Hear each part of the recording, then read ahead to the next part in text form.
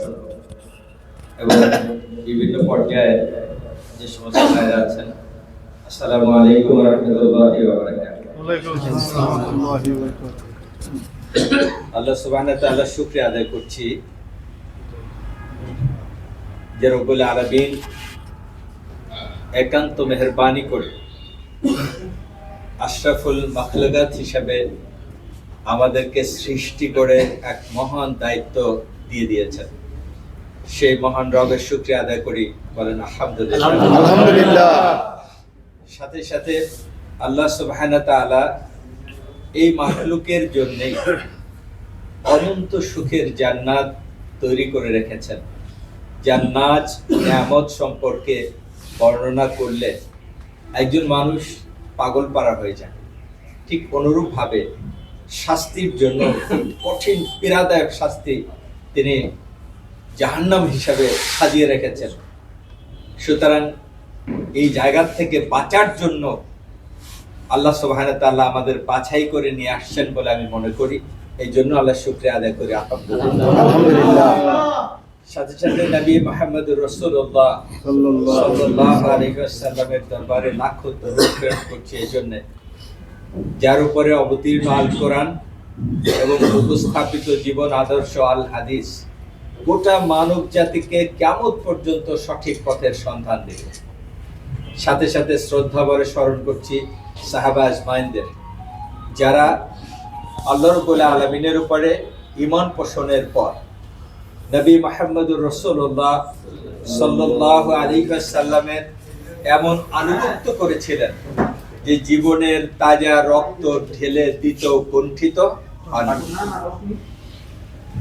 এবং আল্লাহ সুবহানাহু ওয়া তাআলার পক্ষ থেকে নাজিলকৃত বিধান বাস্তবায়নে কখনোই পিছপা হননি।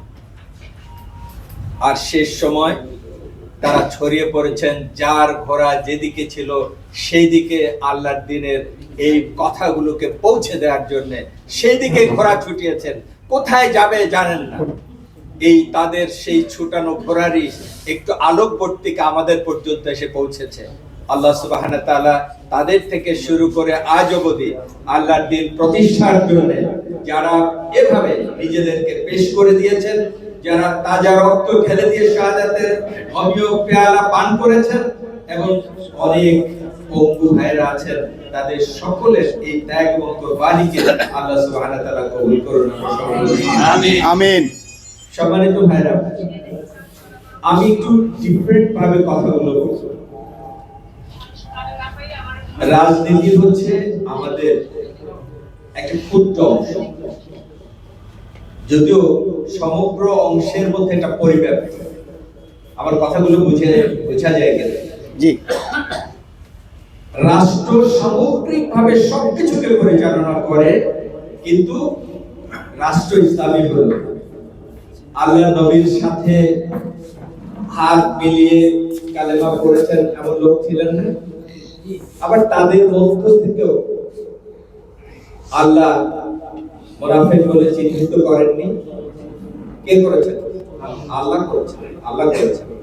তাহলে কি আমরা বুঝতে পারছি আল্লাহ নবীর হাতে হাত দিয়ে কালেমা পড়ার পরেও যদি তার আমলকে খাস করে আল্লাহর জন্য দিতে না পারে, তাহলে এই আমলের কোনো মূল্য আল্লাহর কাছে নাই। বুঝে আসছে ভাই? জি। সুতরাং আমাদের এখানের এই আশা, কষ্ট, ত্যাগ, অর্থ, জান, যা কিছু আমরা দিচ্ছি সব যদি আল্লাহর সন্তুষ্টির জন্য না হয়, আল্লাহ যদি কবুল না করেন, তাহলে আমাদের এই যোগ্যতা, কথা, দৌড়, যা কোনো কাজে লাগবে না। কোনো সুতরাং প্রথম হচ্ছে জামায়াত ইসলামী যে জিনিসটি চায় তা হচ্ছে আমার নিজের মুক্তি নিশ্চিত করতে হবে, এই তাগিদটা দেয়। বুঝাতে পারছি কিনা? দ্বিতীয়, কেন এটা করতে হবে সেটা বলতে গিয়ে আমি এরকম এক ছোট্ট একটু উদাহরণ দিয়ে বলি যে ভাই, আল্লাহ সুবহানাহু ওয়া তাআলার বক্তব্য হচ্ছে লাহুল মুলক। আমরা বলি না, আমরা এই যে তাসবিহ শেষ করেও কিন্তু বলি লাহুল মুলক ওয়া লাহুল হামদ ওয়া হুয়া আলা কুল্লি শাইইন কাদির। বলি কি না? জি। আমরা কি বলি আসলে নিজেরা একবার চিন্তা করে দেখেছি?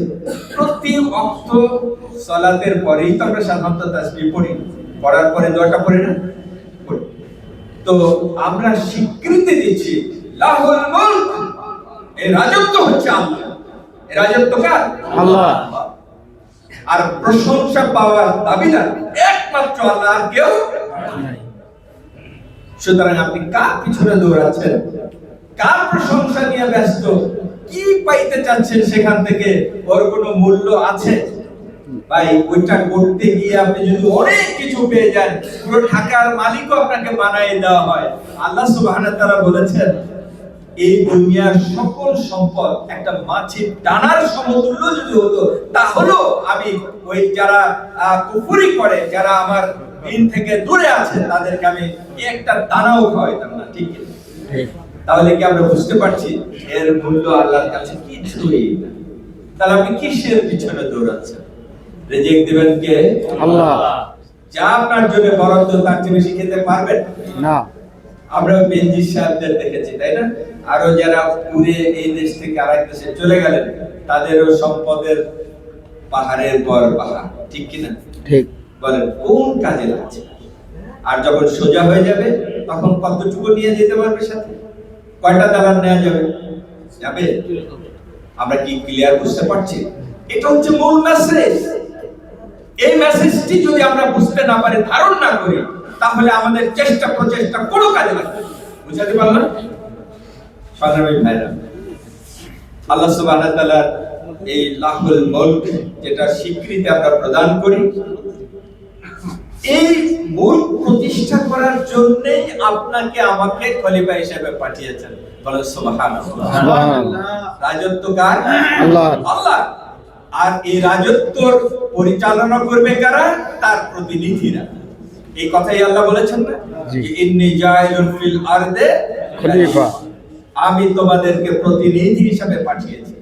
আপনি যখন ফিল করবেন, আপনি হৃদয় দিয়ে যখন ধারণ করবেন যে আপনি আল্লাহর খলিফা, আল্লাহর রাজত্ব প্রতিষ্ঠার জন্য দায়িত্বপ্রাপ্ত, এবং এটা করেই আপনাকে আবার আল্লাহর কাছে ফিরে যেতে হবে, এছাড়া আর কোনো জায়গা নাই, রাস্তাও নাই, এবং আল্লাহর দৃষ্টির বাহিরে আপনি একটু পালাবেন, এরকম কোনো জায়গা আছে? না। আছে নাকি? ভাই, পানির নিচে যদি লুকান, দরজার আড়ালে কেউ দেখে নাই, এরকম কোনো জায়গা আছে? না। নিশ্চয়ই নাই। তাহলে কি আমরা বুঝতে পারছি তার দৃষ্টির বাহিরে যাওয়ারও কোনো ক্ষমতা নাই, এবং এই দুনিয়াতে থাকারও কোনো অপশন নাই।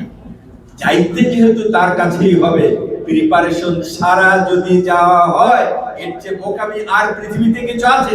না। সুতরাং যে সমস্ত লোকজনগুলো এই নির্বাচন কেন্দ্রিক ইঞ্জিনিয়ারিং করার পরিকল্পনা করছেন, অথবা জোর করে ছিনিয়ে নিয়ে দায়িত্ব নিতে চাচ্ছেন, এদেরকে আল্লাহ গাধার সাথে তুলনা করেছেন, কিন্তু অনেক ক্ষেত্রে এরা গাধার চেয়েও নিকৃষ্ট। ঠিক কিনা বলবো? ঠিক। নিকৃষ্ট, কারণ ও বুঝেই না যে ও কিসের বোঝা নিতে যাচ্ছে, ও কিসের দায়িত্ব নিতে যাচ্ছে, সে বোঝেই না। এটা যে তাকে অনেক অনেক বেশি পীড়াদায়ক শাস্তির জন্য প্রস্তুত করছে, সেই কথাটাও তাদের মাথায় একটু করেই আছে। সুতরাং ভাইরা আমার, এই ভাইদেরকে কখনো আমি বলি সমালোচনা করবেন না, বরঞ্চ দাওয়াত করবেন। কি করবেন? দাওয়াত। এইটা আপনার দায়িত্ব। যে সমস্ত ভাইরা বুঝে না বুঝে এদিকে আছেন ওদিকে আছেন, সেই সমস্ত ভাইদেরকেও আপনার কি দায়িত্ব নাই তাদেরকে এদিকে নিয়ে আসা? আপনি যা বলবেন সে কিন্তু আপনার বিরোধিতা করবে, কারণ সে তো এখনো বুঝে আসে নাই। সুতরাং আপনি বিরোধিতাকে কখনোই বিরোধিতা মনে করবেন আমি এখনো তাকে বুঝাতে পারি নাই, এটা আমার ব্যর্থতা। কি মনে করবেন? যখন আপনি নিজের ব্যর্থতা মনে করবেন, বলেন তো দেখি দায়িত্ব আরো বেড়ে যায় কিনা? সুতরাং আমাদের দায়িত্ব বাড়িয়ে সমাজের প্রত্যেকটা মানুষকে নকিং করতে হবে, সে আপনার প্রাণের শত্রু হলেও। বুঝাতে পারছি? কখনোই কাউকে আপনি শত্রু মনে করবেন না। যদি এই কাজটুকু করতে পারেন এবং তার কাছেও দাওয়াত দিয়ে হেদায়েতের জন্য আল্লাহ সাহায্য নিয়ে যাইতে পারেন, কোনোভাবে আল্লাহ যদি তাকে ঘুরিয়ে দেন, আপনি দিবেন দাওয়াত, হেদায়েত দিবেন কে? আল্লাহ। আল্লাহ।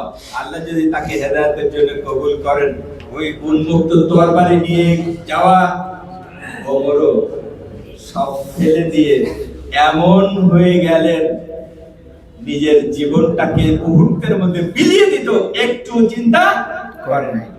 সুতরাং প্রাণের শত্রু যে আপনার সবচেয়ে বড় বন্ধু হতে পারে, সেটা একমাত্র এই দিনেই সম্ভব, আর কোথাও সম্ভব না।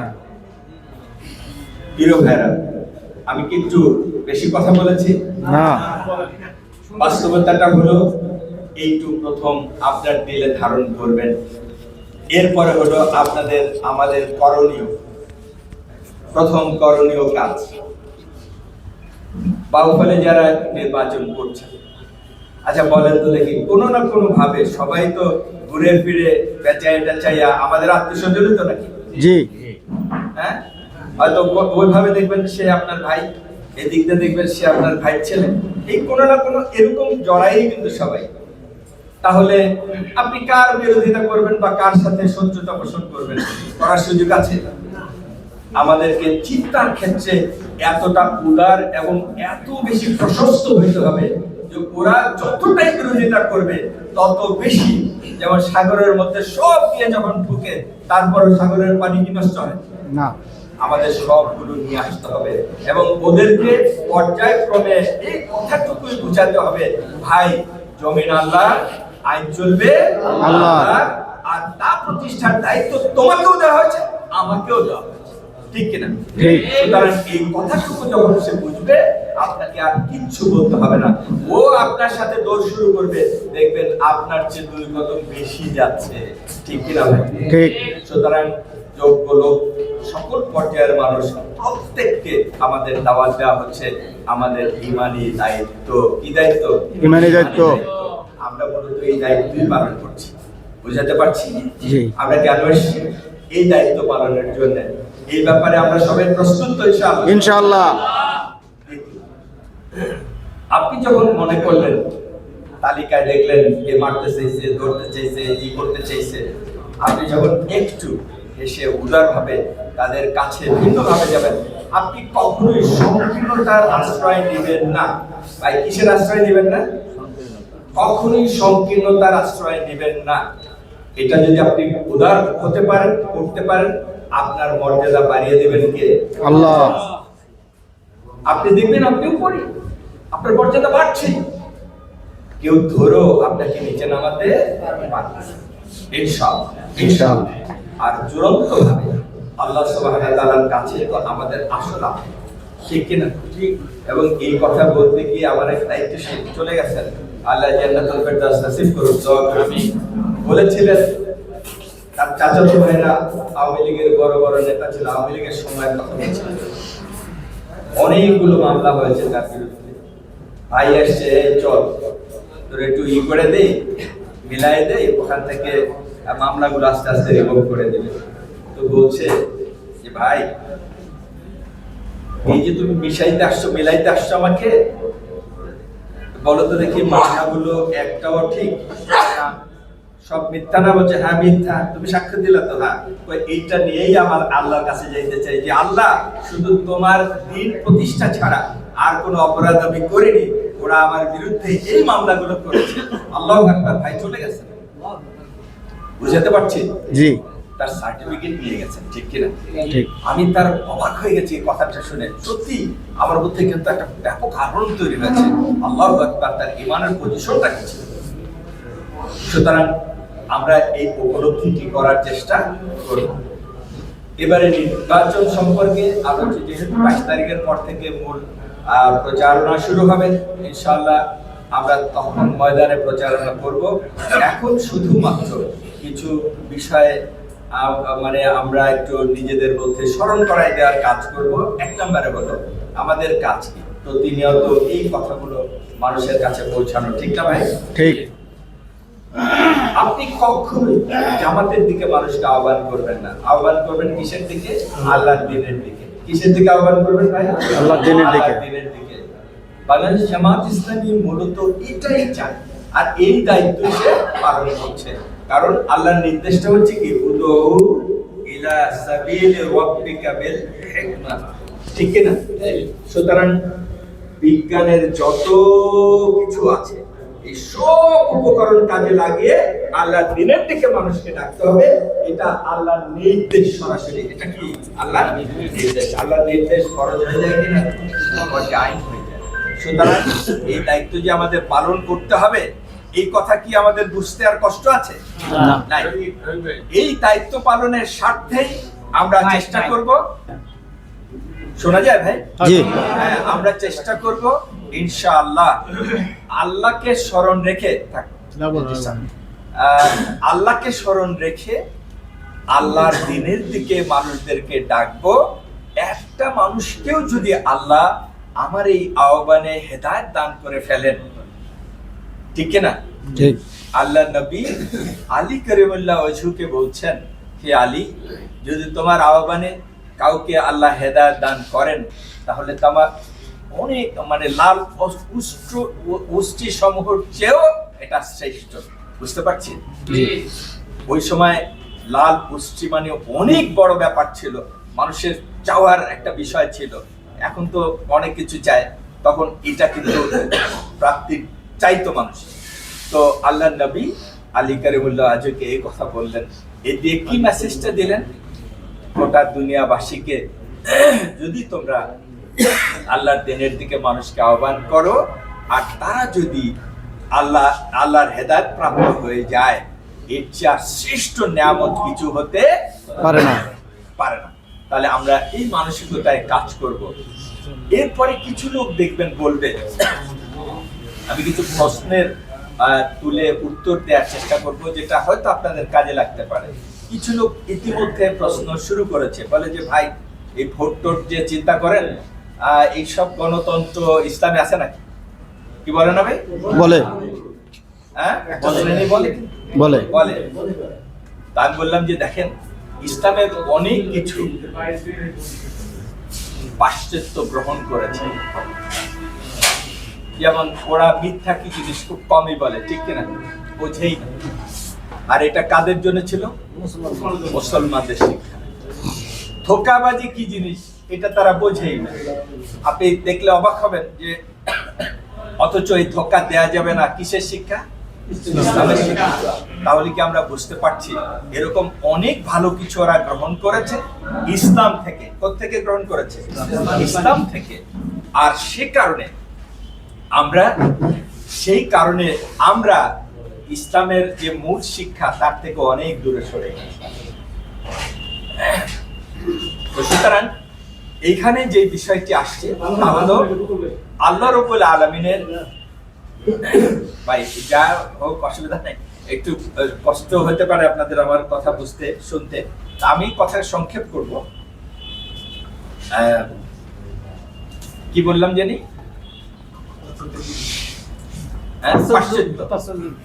পাশ্চাত্য দেখলো যে হাই, ইসলাম এত শক্তিশালী কেন? ওরা দেখলো ইসলাম তো পারস্পরিক পরামর্শের ভিত্তিতে সিদ্ধান্ত করে। আল্লাহ বলে দিয়েছেন শুরা বাইনা, তাই না? যে তোমাদের মধ্যে কি করো? পরামর্শ করো। এই পরামর্শের নির্দেশটা কার? আল্লাহ। এবং ভালো কাজকে সাক্ষ্য দেওয়ার জন্য বলেছে না? এই যে সাক্ষ্য দেওয়া, এটাকেও আল্লাহ সুবহানাহু ওয়া তাআলা যে তোমাদের ভালো কাজের সাথে থাকো এবং এই কাজগুলোকে সমর্থন করো, এই নির্দেশ আমাদের দেওয়া হয়েছে না? জি। তো এই যে নির্দেশ দেওয়া হলো, আপনি যখন সমাজের যে কোনো পরিবর্তনের ক্ষেত্রে আপনি যদি ভালোর পক্ষে, সত্যের পক্ষে আপনার এই সাক্ষ্যটা দেন, আপনার মত দেন, এটারই তো ইংরেজিতে ভোট বলে, না অন্য কিছু। ইংরেজিতে বলে ভোট, কেমন?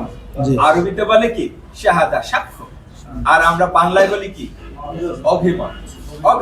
আমার মত দিলাম, কেমন? এই ভাই ভালো, এ ভালো চালাইতে পারবে, এই মতটি আমরা দিলাম, ঠিক কিনা? তো ইসলাম বলেন তো দেখি, এটাকে ওরা যখন দেখলো যে এইটাই তো খুব ভালো জিনিস, সবাই যেটা বলবে ভালো সেইটাই কিন্তু ভালো। আমি রেফারেন্স গুলো এখন করছি না, কারণ এটা লম্বা হয়ে যাবে কথাটা। শুধু এতটুকু নেন, অধিকাংশ লোকের মতের ভিত্তিতে, ইমানদারের আবার এটা অন্য ধরলে হবে না। ইমানদারের মতের ভিত্তিতে সাধারণত ভুল সিদ্ধান্ত হয় না। তো সে কারণে এখানেই কিন্তু আপনাকে বাধ্য করে দেওয়া হলো আপনার মতটি ভালোর পক্ষে দেওয়ার জন্য, ঠিক কিনা? ঠিক। এইটাকে একটা হাদিস এভাবে বলা হয়েছে যে যখন আপনি আল্লাহর কাছে আমলনামা নিয়ে উঠবেন, তখন ব্যক্তি দেখবে যে তার প্রচুর অপরাধ তার সাথে যুক্ত হয়েছে। তো বলবে যে আল্লাহ, এই অপরাধগুলো তো আমি একটাও করিনি। বলে তুমি করনি, কিন্তু অপরাধীকে যে তুমি সমর্থন করেছিলে তার অপরাধগুলো যুক্ত হবে কিনা? আফসোস করা শুরু করবে, কিন্তু লাভ হবে? অনুরূপ ভাবে আর এক ব্যক্তি দেখবে তার প্রচুর নেক যুক্ত হয়ে গেছে। বলছি আল্লাহ, আমি তো এইসব নেক করি নাই, এইসব করে তো আমি আসি নাই। তো বলছি তুমি করো নাই, কিন্তু ওই যে নেক কাজ বা নেক কাজের জন্য যে তুমি সমর্থনটা দিয়েছিলে, তাদের সব ভালো কাজগুলো তোমার আমলনামায় যোগ হয়েছে। সুবহানাল্লাহ। এটাই তো সদকায়ে জারিয়া। তো সুতরাং আমরা কি বুঝতে পারছি যে এটা কত বড় ঈমানি দায়িত্ব? যারা এটা না বুঝার কারণে দূরে থাকেন, তারা কোনোভাবেই এইটা প্রাপ্ত হবেন, তারা বঞ্চিত হচ্ছেন। দ্বিতীয়, গণতন্ত্র আর পাশ্চাত্যের গণতন্ত্র, ইসলামী গণতন্ত্র, এর মধ্যে পার্থক্যটা যদি ক্লিয়ার না হয়, তাহলেও কিন্তু ভুলের মধ্যে থাকতে হবে। এটা ক্লিয়ার হওয়া দরকার। জি। পাশ্চাত্যের গণতন্ত্রের মূল কথা হয়েছে of the people, by the people, for the people. Of the people, by the people, for the people. জনগণের সকল ক্ষমতার উৎস। আর ইসলাম বলছে না, সব ক্ষমতার উৎস হচ্ছে আল্লাহ। ক্লিয়ার? জি। তাহলে কোন গণতন্ত্র?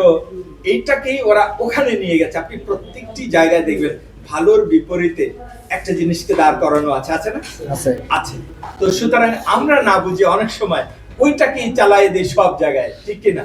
তাহলে এই যে ব্যাপারটি ক্লিয়ার হয়েছে কিনা, যে অবশ্যই আপনি কিন্তু তাকে উত্তর দিতে পারবেন যে ভাই, আচ্ছা, মানে কিছু আপ্যায়ন রেডি হয়ে গেছে, এই জন্য আমার এটাকে আমি শেষ করছি।